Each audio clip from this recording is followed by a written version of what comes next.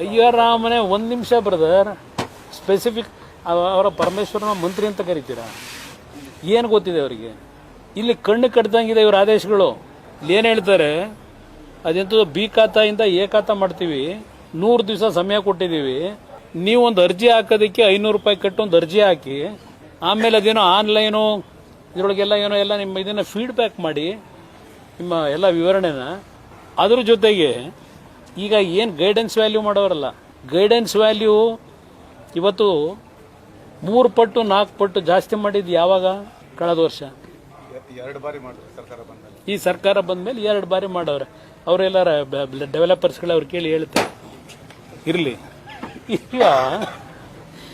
ಈಗ ಬ್ರದರ್ ನೀವು ಹೇಳಿದ್ರಲ್ಲ, ಈಗ ಗೈಡೆನ್ಸ್ ವ್ಯಾಲ್ಯೂ ಅಷ್ಟು ಜಾಸ್ತಿ ಮಾಡಿ 5% ಗೈಡೆನ್ಸ್ ವ್ಯಾಲ್ಯೂ ದುಡ್ಡು ಕಟ್ಟಿ ಅಂತವ್ರೆ.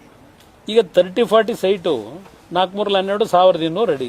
ಇವರು ಒಂದು ಅಡಿಗೆ ಈಗ ಇವರೇ ಮಾಡಿರೋ ಗೈಡೆನ್ಸ್ ವ್ಯಾಲ್ಯೂ 5,000 ರೂಪಾಯಿನಿಂದ 35,000 40,000 ರೂಪಾಯಿ ಇವರೇ ಮಾಡವ್ರೆ ಒಂದು ಅಡಿಗೆ. ಈಗ 1,200 ಅಡಿಗೆ ಎಷ್ಟಾಯಿತು? 1.5 ಕೋಟಿ 2 ಕೋಟಿ ಬೆಲೆ ಬಾಳ ಈಗ ಸೈಟ್ ಅವು. ಅವನು 15,000 ರೂಪಾಯಿ 20,000 ಕಟ್ಟಿ ತಗೊಂಡವನೆ, ಟ್ಯಾಕ್ಸು ಕಟ್ಕೊಂಡ್ ಬಂದವನೆ. ಈಗ 5% ಅಂದರೆ 1 ಕೋಟಿಗೆ ಅವನು ಎಷ್ಟು ಕಟ್ಟಬೇಕು? ಅವನ ಜಾಗ ಅದು ಸರ್ಕಾರದ ಜಾಗ ಅಲ್ಲ. ಇದನ್ನ ನಾನು ಹೇಳ್ತಾ ಇರೋದು.